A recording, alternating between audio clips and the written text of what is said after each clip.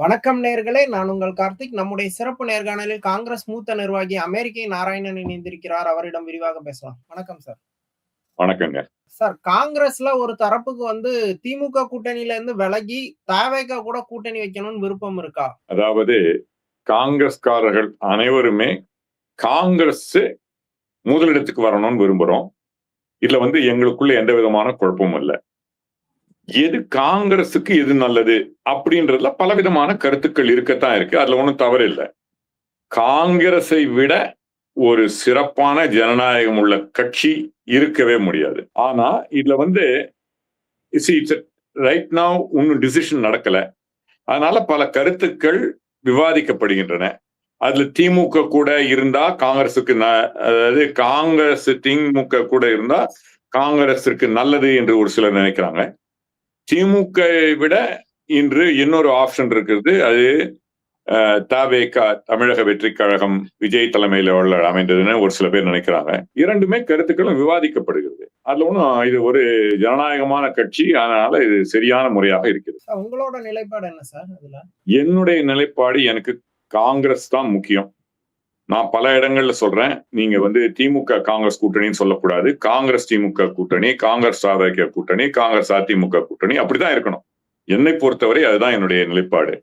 இன்றைய நிகழ்ச்சியில என்னுடைய நிலைப்பாடு ஒரு தெளிவா சொல்லிடுறேன். காங்கிரஸ்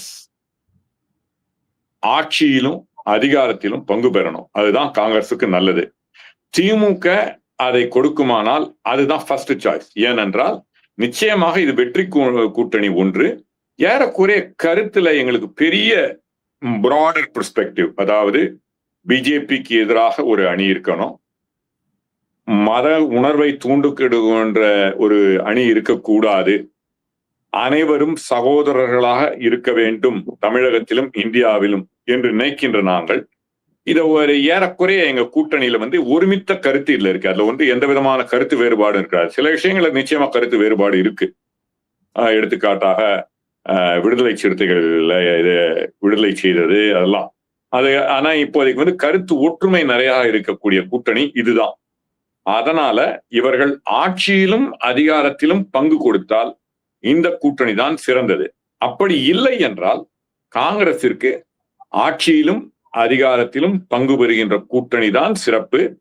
காங்கிரஸ் இருக்கின்ற கூட்டணி தான் வெல்லும் என்பதிலே எனக்கு துளி கூட சந்தேகம் இல்லை. இல்ல, இப்போ டிவிக்கே ஒரு அன்ப்ரூவன் பார்ட்டியா இருக்கு. அவங்களோட ஓட் பர்சன்டேஜ் என்னன்னு கூட தெரியாது. இந்த நேரத்துல டிவிக்கேவை அந்த அளவு நம்ப முடியுமா? ஆட்சிக்கு வர்றவங்களாலதான் ஆட்சிக்குள்ள பங்கு கொடுக்க முடியும். டிவிக்கேக்கு என்ன ஸ்பேஸ் இருக்கு இதுல? நிச்சயமாக நாங்கள் டிவிகே உடன் சேர்ந்தால் ஆட்சி அமைக்க முடியும் என்பதை நான் சின்னமாக நம்புகிறேன். அது நம்பிக்கை இல்லை. நான் சாதாரணமாக பேசுகின்ற ஆள் இல்லை. நான் 91 இருக்கிற டேட்டாவெல்லாம் அனலைஸ் பண்ணுவேன். நான் டேட்டா அனலிஸ்ட்னு சொல்லிக்க முடியாது. I am certified public accountant, chartered accountant, management accountant, MBA. அரசியல்ல 35 வருடம் அனுபவம் உள்ளவன். சும்மாக உணர்ச்சி பூர்வமாக மட்டும் பேசவில்லை. மேல்தட்டு அரசியல் மட்டும் இல்லை, அடித்தட்டுல ஆட்டோக்காரர்களுடன் ஸ்லம்லையும் தங்கி வாழ்ந்து அவருடைய கருத்தை தெரிந்து கொண்டவன், இன்றும் கருத்தை தெரிந்து கொண்டு பழகின்றவன். அதனால இதை கம்ப்யூட்டர்ல மட்டும் வேலை செய்யற ஆளும் இல்லை, அடித்தட்டுல மட்டும் சேர்ந்து இந்த பெரிய பிராடர் பெர்ஸ்பெக்டிவ், ஸ்ட்ராட்டஜிக் இதெல்லாம் புரியாதவன் இல்லை. இரண்டும் என்னை போன்ற அனுபவம் உள்ளவர்கள் தமிழகத்திலும் சரி இந்தியாவிலும் மிக மிக குறைவு. அதாவது படிப்பு அறிவு, அனுபவம், இவற்றை தெரிந்து கொள்ளக்கூடிய அடித்தட்டு மக்களின் பழக்க வழக்கங்கள், அனைத்து கட்சியினருடைய பழக்கங்கள் உள்ள ஒரு சிலரே இருக்காங்க. சில பேர் தியரட்டிக்கலா இருப்பாங்க, சில பேர் அடித்தட்டுல வேலை செய்வாங்க, சில பேர் மேல்தட்டுல மட்டுமே வேலை செய்வாங்க. So I have moved vertically and horizontally at ease. நான் மன்மோகன் சிங் கூட அவருடைய நிலையில பேசியிருக்கேன். ஹிந்து போன்ற Times of India, economic times எல்லாம் ஓப்பன்ல எழுதியிருக்கேன். எல்லாம் சாதாரணமா செய்யக்கூடிய செயல் இல்லை. அதனால எதற்கு இதை நான் சொல்கிறேன் என்றால், நான் சொல்வதை சீரியஸா எடுத்துக்கணும். நிச்சயமாக காங்கிரஸ் போகின்ற கூட்டணி வெற்றி பெறும். அது விசிகே கூட போனாலும் கூட, ஆனா வெற்றி வாய்ப்பு திமுகவுடன் இருந்தால் நிச்சயமாக அதிகம் என்பதெல்லாம் நான் மறுக்கல. அதை முன்ன நான் விளக்கி சொல்ல முடியும். இல்ல, ஆனா காங்கிரஸ் தன கட்சியா கட்டமைப்பை வலுப்படுத்துறதுக்கு எந்த முயற்சியுமே பண்ணல. தொடர்ந்து உட்கட்சி பூசல் அந்த மாதிரியான பிரச்சனைகள்ல இருக்கு. அப்படி இருக்கும்போது காங்கிரஸ எப்படி நீங்க ஒரு பவர்ஃபுல் பொசிஷன்ல கம்பேர் பண்ணி பாக்குறீங்க? நியாயமான கேள்வி. உங்களை போன்ற ஊடகவியலாளர்கள் திரும்ப திரும்ப ஒரு பொய்யை சொல்லிக் கொண்டிருப்பதால் நிஜமாக விடாது. ஏனென்றால் ஒண்ணு இருக்கு, காங்கிரஸ்ல உட்கட்சி பூசல் இருக்குன்றதுல மறுக்க முடியாது. நான் இப்ப உங்களை கேட்கிறேன், திமுக உட்கட்சி பூசல் இல்லையா? சொல்லுங்க பாக்கலாம். காங்கிரஸ் அளவு நான் இருக்கா? கேட்ட கேள்விக்கு நீங்க பதில் சொல்லுங்க. இல்ல நான் கேட்ட கேள்வி நீங்க பதில் சொன்னப்ப நீங்க கேட்ட கேள்விக்கு நான் பதில் சொல்றேன். உண்மையா பதில் சொல்வீங்கன்னு நினைக்கிறேன். பதில் சொல்றேன் சார். உட்கட்சி பூசல் இருந்தாலும் தலைவரோட பேச்சுக்கு மறு பேச்சு இருக்காது. இங்க வந்து தலைவரோட நியாயம்தான். பேச்சுக்கே நிறைய விமர்சனங்கள் வருது. நேத்து Correct. ஜோதி அதை நான் மறுக்கல. பார்த்திருப்பீங்க, உட்கட்சி பூசலால் கட்சி சிதையுது அப்படின்ட்டு வேதனையை வெளிப்படுத்தி இல்ல, உட்கட்சி பூசலால அதிமுக இன்று சேர்ந்து கொண்டிருக்கிறது. அதை நீங்க மறுக்க முடியுமா? அதிமுக அப்கோர்ஸ் நீங்க அதிமுக இல்ல, கூட தான் அதனால அதாவது இது வந்து ஜனநாயகம்னு பார்க்கலாம், இல்ல பூசல்னு பார்க்கலாம். தலைமையை பத்தி கேள்வி கேட்கறது தவறில்லை. கட்சி தான் முக்கியம், தலைமை இரண்டாவது தான். அதனால தலைமையை கேள்வி கேட்பது தவறில்லை. யாருக்குமே இந்த கட்சியை பட்டா போட்டு கொடுத்துள்ள, நல்லா புரிஞ்சுக்கங்க. அதனால ஆனா ஜனநாயக முறையில கேள்வி கேட்கணும், தலைவர்கிட்ட மரியாதையா கேள்வி கேட்கணும், அதெல்லாம் உண்மை. அந்த பொறுப்பு, அந்த அந்த அந்த தலைமைக்கு மதிப்பை உரிய தலைமையில இருக்க ஆட்களுக்கு மதிப்புன்றது சரியான பார்வையா இருக்காது. தலைவர்களும் அதைத்தான் விரும்புறாங்க. மற்ற தலைவர் மாதிரி எங்க தலைவர் ராகுல் காந்தியோ மற்றவர்களோ கிடையாது. திரும்ப உங்க இதுக்கு வரேன். உட்கட்சி பூசல் உள்ள அனைத்து கட்சிகளும் ஒருத்தர் அடிச்சு கொன்னுடுறாங்க, திமுகலையும் அதிமுகலையும். அதெல்லாம் காங்கிரஸ் நடக்கிறது இல்லை. அதனால தயவு செய்து மற்றவர்களை பேச மற்ற கட்சிகளை ஒப்பிடுகிறது கருத்து வேற்றுமைகளுடன் நாங்க வந்து கொள்றது இல்லை. திமுக நடந்திருக்கு, அதிமுக நடந்திருக்கு. அதனால தயவு செய்து ஊடகவியலாளர்கள் இதை புரிந்து கொண்டு கேள்வி கேட்கணும்னு தாழ்மையோடு கேட்டுக்கிறேன். வேதனை வெளிப்படுத்தினதுக்கு என்ன காரணம் நினைக்கிறீங்க? இல்ல அதுல வந்து அதாருங்க, கட்சியில வந்து இந்த மாதிரி விஷயங்கள் நம்ம உங்க வீட்டுல அவங்க அண்ணன் தம்பிக்குள்ள, அக்கா தங்கைக்குள்ள, மனைவி கணவனுக்குள்ள கருத்து வேற்றுமைகள் உண்டு. அதனால இதுல ஒன்றும் கருத்து வேற்றுமை இருக்கிறது தவறு இல்லை. அதனால அவங்க கருத்தை அவங்க சொல்றாங்க. ஆனா கட்சின்னு வரச்சே எல்லாரும் ஒன்னா இருப்பாங்கன்றது சந்தேகம். அது ஒரு டிசிப்ளின்குள்ள வரணும்ல. அப்போ யாரு கமெண்ட் பண்ணுவா, யாரோட விஷயத்தை நம்ம ஃபாலோ பண்ணுவோம் அப்படிங்கிற ஒரு பேட்டர்னே இல்லாம ரொம்ப அன்டிசிப்ளினா இருக்க வாய்ப்பு இருக்குல்ல. இப்போ திமுக தலைமை ஸ்டாலின் இங்க இருக்காரு. ஆனா அவங்க வந்து பாத்தீங்கன்னா பல டிஸ்ட்ரிக்ட சொல்ல முடியும். டிஸ்ட்ரிக்டுக்குள்ள ஒருத்தர் அடிச்சிருக்காங்க, கொலை பண்ணிருக்காங்க. அப்போ நீங்க அன்டிசிப்ளின்டா டிஎம்கே இருக்குன்றதையும் சொல்றீங்களா? ஆனா தலைமை முடிவு செஞ்சப்புறம் திமுக மறுத்து பேசுறது இல்ல. அதே போல டெல்லி தலைமை முடிவு செய்த பிறகு காங்கிரஸ்ல ஒன்னும் பேச்சு இருக்காது. முடிவு செய்யற வரைக்கும் ஒவ்வொருத்தரும் தங்களுடைய கருத்துக்கள் சொல்லியிருக்காங்க. கீழ்த்தட்டுல அடித்தட்டுல எங்களுக்கு வந்து காங்கிரஸ்ங்கிற திமுகவோட ஒரு டிஸ்ட்ரிக்ட்ன்றது, காங்கிரஸ் தமிழ்நாடு என்பது ஒரு மாநிலமாக இருந்தாலும் திமுக ஒரு டிஸ்ட்ரிக்ட் எப்படி இருக்கோ அது மாதிரிதான் தமிழக மாநிலம். 30 எங்களுக்கு பெரிய கட்சி 30 மாநிலங்கள் இருக்குன்னா அதுல ஒரு மாநிலம் தான் நாங்க. சோ திருச்சி எப்படி ஒரு டிஸ்ட்ரிக்டோ, கன்னியாகுமரி ஒரு டிஸ்ட்ரிக்டோ. பாஜக கட்சி ஒரு டிசிப்ளினா இருக்கு, அங்க மாநில தலைவர் பேச்சதான் ஃபாலோ பண்றாங்க. அப்படியா? நீங்க என்ன தமிழர் தான் இருக்கீங்களா? அண்ணாமலைக்கு ஒரு கோஷ்டி, தமிழிசைக்கு ஒரு கோஷ்டி, இப்போ புதுசா வந்திருக்க நயினாருக்கு ஒரு கோஷ்டி, இன்னும் பல கோஷ்டிகள் நான் சொல்லிட்டு போறேன். அதெல்லாம் பேச வேண்டிய அவசியம் இல்லை. நீங்க சொல்றதால சொல்றேன், மற்ற கட்சிகளை நான் விமர்சிக்க விரும்பல. ஆனா தயவு செய்து நீங்க பாஜகவுல பெரிய இது இருக்குன்னு எங்கிட்ட வந்து காது குத்தாதீங்க.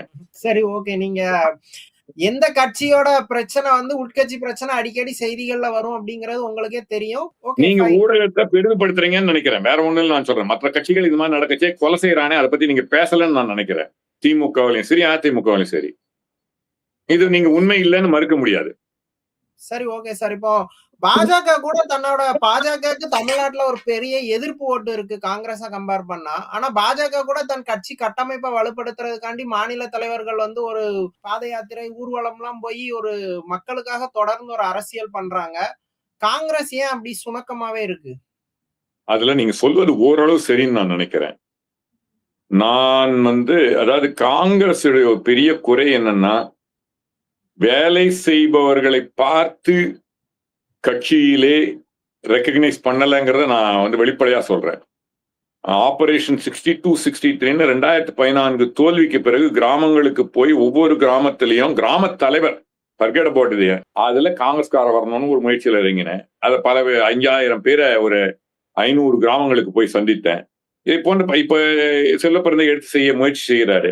இது மாதிரி பல விஷயங்கள் கட்சிக்காக உழைப்பவர்களுக்கு இந்த கட்சியிலே அங்கீகாரம் இல்லை என்பது ஒரு பெரிய பிரச்சனையா இருக்கு. அதை நான் எங்க வயத்தோட இதை நிறுத்திக்குவோம். இது வந்து இப்போ இதை பேச வேண்டிய அவசியம் இல்லை. காங்கிரஸ் கட்சி இன்னும் ஏன்னா ஆளுங்கட்சியாகவும் இல்லை, எதிர்கட்சியாகவும் இல்லை.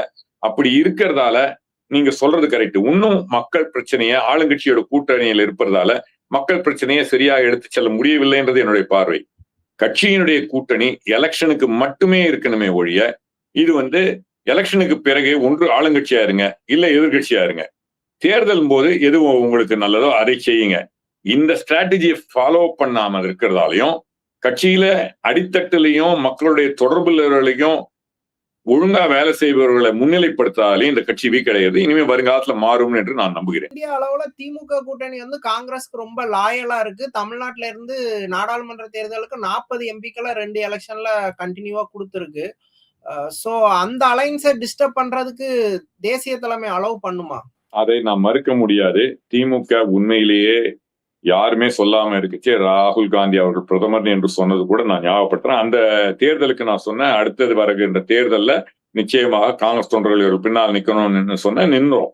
ஆனா எங்களை விட இந்த கூட்டணியால அதிகமாக பலன் பெற்றவர்கள் திமுக தான். எடுத்துக்காட்டாக எங்களுடைய கூட்டணியில வென்று பெரும்பான்மையான அமைச்சர்களை தமிழகத்திலே இந்த திமுக மற்ற கூட்டணி கட்சிகளை விட திமுக பெற்றது. அதனால் பலனடைந்தது. அதனால் நாங்கள் இழந்தது பல. அதை பற்றி நான் இப்ப பேச விரும்பல. இரண்டாவதாக, தமிழகத்தில் அவர்கள் மைனாரிட்டி அரசாக இருக்கும்போது கூட எங்களுடைய ஆதரவுடன் இருந்த அரசு எங்களுக்கு ஆட்சியில பங்கு தரல. அதுல எங்கள் கட்சியினுடைய பங்கு கேட்காமல் செயல்பட்டது எங்கள் கட்சியினுடைய குறைபாடு என்று நான் சொல்லிக் கொள்கிறேன். இதை மாற்ற வேண்டும். கடந்த கால தவறுகளை சரிப்படுத்திக் கொள்ள வேண்டும். மறுபடியும் அதே தவறு செஞ்சா முட்டாள் தான் செய்வான். அதுதான் என்னுடைய பார்வை. டிஎம்கே மத்த கட்சிகளுக்கு எல்லாம் கொடுக்கறதை விட அதிகமான தொகுதிகளை காங்கிரஸ்க்கு கொடுக்குது. 2 டென்யூருக்கு யூபிஏ கவர்மெண்ட் ஃபார்ம் ஆறதுக்கு டிஎம்கே பேக்கா இருந்திருக்கு. பண்ணலன்னு இல்ல, ப்ராப்பரா ரிகனைஸ் பண்ணல கூட்டணி ஆட்சின்னு கேக்குறதுலாம் அவங்களோட மைய கருத்துக்கு எதிரானது இல்ல. அது இல்ல அவங்க மைய கருத்தை பத்தி எனக்கு கவலை இல்ல. நான் திமுக இங்க பேசுறதுக்கு வரல. என்னுடைய மையக்கருத்து காங்கிரஸை வலுப்படுத்துவதும் எது தமிழகத்துக்கு நல்லதுன்றதான். கூட்டணி ஆட்சிகள் சிறப்பாக மத்தியிலே ஆட்சி செய்து பெரும்பான்மையான வளர்ச்சி மத்தியில நடந்துச்சு கூட்டணி ஆட்சி தான். மன்மோகன் சிங் ஆட்சி கூட்டணி ஆட்சி. முதல் இதுல வரலாறு காணாத விதத்துல டபுள் டிஜிட் குரோத் இருந்தது. கூட்டணி ஆட்சி சிறப்பாக தமிழகத்திற்கு செய்ய முடியும். காங்கிரஸ் ஆட்சி இருந்தா உண்மையில இதை விட பெரிய வளர்ச்சி காங்கிரஸ் ஆட்சியில் பங்கு பெற்றால் செய்ய முடியும்ன்றது என்னுடைய கருத்து. மட்டும் இல்ல, it is been proven in central and other states. கேரளாவா இருக்கட்டும், மற்றவைகள் இருக்கட்டும், கூட்டணி ஆட்சிகள் சிறப்பாக செயல்பட்டு இருக்கு. ஏன் அவங்க பயப்படுறாங்கன்னு எனக்கு தெரியல. இல்ல, அவங்களோட அடிப்படை கொள்கையே மாநிலத்தில் சுயாட்சி அப்படிங்கிறது தான். அவங்க ஆமா, சுயாட்சி நாங்களும் தானே அதுக்கு குரல் கொடுக்கிறோம். மாநிலத்தில் சுயாட்சி காங்கிரசினுடைய கூட்டாட்சி, அது கட்சிகளுடைய கூட்டாட்சி. ஆனா மாநில சுயாட்சின்றதுல எங்களுக்கு ஒன்றும் கருத்து வேறுபாடு கிடையாது. எங்களுடைய தலைவர் ராகுல் காந்தி அவர்கள் அதை உறக்க சொல்கிறார். தெரியும். ஒருவேளை அதிமுக பாஜக கூட கூட்டணி ஆட்சி அமைக்குதுன்னா அது அதிமுக ஆட்சியா இருக்குமா, பாஜகவோட ஆட்சியா இருக்குமா? நீங்களே சொல்லுங்க. அதாவதுங்க, கூட்டணின்னு இருக்குச்சு எல்லாரும் சேர்ந்துதான். அதிமுகவா இருக்கட்டும், நான் கேள்வி கேட்கிறேன், இன்னைக்கு தெளிவா கேள்வி கேட்கிறேன். எங்களுடைய கட்சியினுடைய பலம் திமுக அளவுக்கு எங்களுக்கு பலம் கிடையாது. நான் ஒத்துக்கிறேன், எங்க உயரம் எனக்கு தெரியும். இல்லாம அவங்களால ஆட்சி அமைக்க முடியும். தைரியமா சொல்லுங்க பார்க்கலாம். எங்களுடைய கூட்டணி இல்லாம, எங்கள் கட்சி அந்த கூட்டணி இல்லாம அவங்களால ஆட்சி அமைக்க முடியாதுங்க. நான் எழுதி தரேங்க. நான் பெட் கட்டுறேங்க, 1 லட்சம் ரூபாய் கட்டுறேங்க இன்னைக்கு. இல்ல, இது ஒரு திமுகவோட ஈகோவை சீன்ற மாதிரியான இதுதானே. அவர் ஒரு மாதிரி எல்லா கட்சியும் அகாமடேட் பண்ணி ஒரு ஃப்ரெண்ட்லியா கொண்டு போறாரு. இது நாங்களும் ஃப்ரெண்ட்லியா இருக்கணும்னு பாக்குறேங்க. ஆனா மறுபடியும் தியாகம் செய்ய சொல்லாதீங்க எங்களை திமுகவுக்காக. நாங்க திமுக இது சொன்ன மாதிரிதான், கலைஞர் சொன்ன மாதிரி இது மடம் இல்லைங்க, கட்சிங்க. எங்க கட்சி தொண்டர்களுக்குன்னு ஒரு இது இருக்கு, அவங்களுடைய எதிர்பார்ப்புகள் இருக்கு. எங்களை விட கட்சி பெரிது, கட்சியை விட நாடு பெரிது. இந்த தமிழகத்திற்கு எங்கள் கூட்டணியில் இருக்கின்ற ஆட்சிதான் அதிக பயனை கொடுக்கும் என்று நாங்கள் முழுமையாக நம்புகிறோம். இல்ல, இப்ப காங்கிரஸ் இல்லாம திமுக ஆட்சிக்கு வர முடியாதுங்கிறீங்க. இப்ப திமுக இல்லாம காங்கிரஸால ஒரு எம்எல்ஏவா ஜெயிக்க முடியுமா? நான் அதையும் ஒத்துக்கிட்டேனே. நான் உங்களை மாதிரி பொய் சொல்லலையே, அவங்கள மாதிரி நான் பொய் சொல்லலையே. அவங்க சொல்லுங்க, நான் சொல்றேன்ல, தைரியமா சொல்றேன்ல. அவங்க இல்லாம என்னால ஒரு எம்எல்ஏ, ஒரு நிமிஷம் சொல்றது கேட்டுங்க, அவங்க இல்லாம ஒரு எம்எல்ஏ என்னால வாங்க முடியாது. அது உண்மைன்னு நான் ஒத்துக்கிறேன். கன்னியாகுமரியில வாங்க முடியும்னு நினைக்கிறேன். ஒரு 2-3 எம்எல்ஏ சீட் வாங்க முடியும் நினைக்கிறேன். மற்ற இடங்கள்ல வாங்க முடியாது, நான் ஒத்துக்கிறேன். அவங்கள சொல்லுங்க தைரியமா, எங்களால நாங்க இல்லாம வெற்றி பெற மாட்டோம் அப்படின்ற உண்மையை அவங்களை ஒத்துக்க சொல்லுங்கன்னு நான் கேட்கிறேன். ஏன் உண்மையை சொல்றதுக்கு பயப்படுறீங்க, பொய் சொல்றீங்கன்னு நான் கேள்வி கேட்கிறேன். இதுல என்ன தவறு? நீங்க இல்லாம மறுக்க முடியுமா? நான் சொல்றது நீங்க மறுக்க முடியுமான்னு கேட்கிறேன். அவங்களுக்கு பேக்கா இருக்கிறாங்க. நான் கேட்ட கேள்வியை கொஞ்சம் தெளிவா கேட்டுங்க. நீங்க இந்த கேள்வியை கேளுங்க. காங்கிரஸ் இல்லாம நீங்க வெற்றி பெற முடியுமான்னு கேளுங்க அவங்க கிட்ட. என்ன கேக்குறீங்கல்ல? நான் உண்மையை ஒத்துக்கிறேன்ல. ஏன் அவங்க உண்மையை ஒத்துக்க மாட்டேங்கிறாங்கன்னு என்னுடைய கேள்வி. அவங்க கேட்டா நாங்க ஜெயிப்போம்னு தான் சொல்லுவாங்க. காங்கிரஸ் ஜெயிச்சு பார்க்க சொல்லுங்களேன். அப்ப உட சொல்லுங்க எங்களை. உட சொல்லுங்கன்ற நானு. சார் விட ஜெயிச்சு பார்க்கட்டும். நான் I guarantee you this. I guarantee you this. Congress உள்ள கூட்டணி இல்லாம திமுக நிச்சயமாக ஆட்சி அமைக்க முடியாது. அவர்களுக்கு எங்களை விட இந்த ஆட்சி அமைப்பது முக்கியம். ஏன்னா அவர் ஸ்டாலின்ல இருந்து இன்றைக்கு உதயநிதி ஸ்டாலினுக்கு ஆட்சிக்கு அதிகாரத்துக்கு அவர் முன்னுக்கு கொண்டு வரணும் பாக்குறாங்க.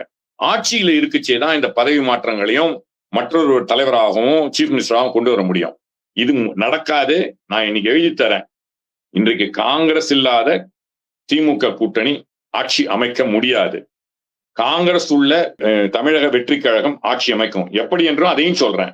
ஏனென்றால் பிஜேபிக்கு இன்னைக்கு குறைந்தபட்சம் 15% ஓட்டு உண்டு. காங்கிரசிற்கு குறைந்த சதவீதம் 6%. நான் சொல்றதெல்லாம் குறைந்தபட்சம் 6%. ஓபிஎஸ் டிடிகேக்கு குறைந்தபட்சம் 3%. 2 கம்யூனிஸ்ட் கட்சிகளுக்கும் குறைந்தபட்சம் 2 சேர்ந்து 4%. இது மட்டுமே. இப்ப இதையெல்லாம் சேர்த்தாங்கன்னா 15, 6, 21, 21, 3, 24, 4, 28. இது கூட மற்ற பிசிகே வந்ததுன்னா 31, 32%. வெற்றி பெறுபவர்களுக்கு ஓட்டு போடுவதற்கு தமிழகத்துல 6-8% இருக்காங்க. 40% ஓட்டு பிஜேகே கூட்டணிக்கு காங்கிரஸ் உடைய கூட்டணியில் உள்ள பிஜேகேக்கும் இந்த கூட்டணி விழும். அவர்கள் ஆட்சியில் பங்கு அதிகாரத்தில் பங்குன்னு சொல்றதால நாங்க வெளில போறதால மற்ற கட்சிகளும் அது கூட வந்து சேரக்கூடிய வாய்ப்பு அதிகமாகும். அப்ப 40% உள்ள ஓட்டு இருந்ததுன்னா மும்முனை போட்டியில 4 முனை போட்டியில எங்களுக்கு 160 180 குறைந்தபட்ச எம்எல்ஏக்கள் கிடைக்கும். இத யாரும் நீங்க ஒரு 30 வருஷத்துக்கு மேல அரசியல்ல இருக்கதா சொல்றீங்க. மளிகை கடையில ஜாமான் வாங்கிட்டு கணக்கு போட்ட மாதிரி போடுறீங்க. உங்களுக்கு நல்லாவே தெரியும் ஃபீல்டுல தொண்டர்களுக்கு மத்தியில ஒரு ரேப்போ கிரியேட் ஆகணும், ஜெல் ஆக வேண்டியது இருக்கு. அதான் ஃபீல்டுல அக்ரெசிவா ஒர்க் பண்றதுக்கு ஒரு தொண்டர்கள் பேஸ் வேணும். இன்னொன்னு நீங்க வெளியே போனோம் அப்படிங்கிறதுக்காக கம்யூனிஸ்ட் பார்ட்டியோ விசிகேவோ வெளியே வர வேண்டிய அவசியம் இல்லை. இவ்வளவு விஷயங்கள் இருக்கு. அதை மீறி ஒரு 1 இயர் பிஃபோரா கூட்டணி அமைச்சாதான் அது ஃபீல்டுல ஜெல் ஆகும். இவ்வளவு விஷயங்களை விட்டுட்டு நீங்க டைரக்டா கனெக்ட் பண்ணி ஆட்சியவே பிடிச்சிடும் அப்படிங்க. அதை மீறி டிவிக்கே எக்ஸ்ட்ரீம் இன்எக்ஸ்பீரியன்ஸ் பார்ட்டி. அது ஒண்ணு கரெக்ட். அது இன்எக்ஸ்பீரியன்ஸ் பார்ட்டி, பட் ஆர்வம் உள்ள பார்ட்டி. ஒண்ணு, அதாவது தொண்டர்கள் இருக்காங்க. தொண்டர்களுடைய கட்டமைப்பு நடத்தக்கூடிய கட்சிகளும் எல்லா இப்போ நாங்களோ விசிகேவோ கம்யூனிஸ்டுகளோ டிடிவி ஓபிஎஸும் சேரும்போது அவர்களுக்கு ஒரு கட்டமைப்பு தன்னால வந்துடும். நல்லா புரிஞ்சுங்க. அதனால இவர்கள் எல்லாம் அரசியல்ல அதிக நாட்கள் இருந்து எப்படி செய்ய வேணும், ஒரு தேர்தலை எப்படி எடுத்து செல்ல வேண்டும் என்று அனுபவம் உள்ளவர்கள். அதை நீங்க புரிஞ்சுக்கணும். நாங்க வெறுமை நம்பரை மட்டும் கொண்டு வரல. எங்களுடைய அரசியலுடைய பாரம்பரியத்தையும் எங்களுக்குள்ள ஓட் பேங்கும் எங்களுக்குள்ள கட்டமைப்பும் எங்களுக்குள்ள தேர்தலை எதிர்நோக்கி செய்து கொண்டிருக்கின்ற எக்ஸ்பீரியன்ஸையும் கொண்டு வரும். அதனால நீங்க அந்த மாதிரி பேச முடியாது. ஒன்று. இரண்டாவதாக, தேர்தலுக்கு முன்னாள் கூட கூட்டணி அமைந்து நாங்கள் வெற்றி பெற்றுள்ளோம். நீங்க உங்களுக்கு அனுபவம் போறலன்னு நினைக்கிறேன். நான் சொல்றேன் உங்களுக்கு, 96ல தேர்தல் அறிவித்த பிறகு நாங்களும் திமுகவும் தமிழ் மாநில காங்கிரஸாக பிரிந்து போட்டி போட்டோம். பெரிய வெற்றி பெற்றோம். தமாகவால அன்றைக்கு கலைஞர் அவருடைய திமுகவும் வெற்றி பெற்றது. அதனால தேர்தலுக்கு முன்னாள் ஜெல்லா ஆகாதுன்னு சொல்ற உங்க கருத்து தவறானதுக்கு கடந்த காலத்துல எடுத்துக்காட்டு இருக்கு. தெளிவாக சொல்றேன். சோ உங்களுடைய பேச்சு அனுபவம் இல்லாத பேச்சு, என்னுடைய பேச்சு அனுபவம் உள்ள தமிழகத்தின் ஹிஸ்டரியை உள்ள பேச்சு. ஓகே சார், தமிழ்நாடு அரசியல் குறித்து பல விஷயங்களை ரொம்ப விரிவா பேசுனீங்க. நன்றி. வாய்ப்புக்கு நன்றி.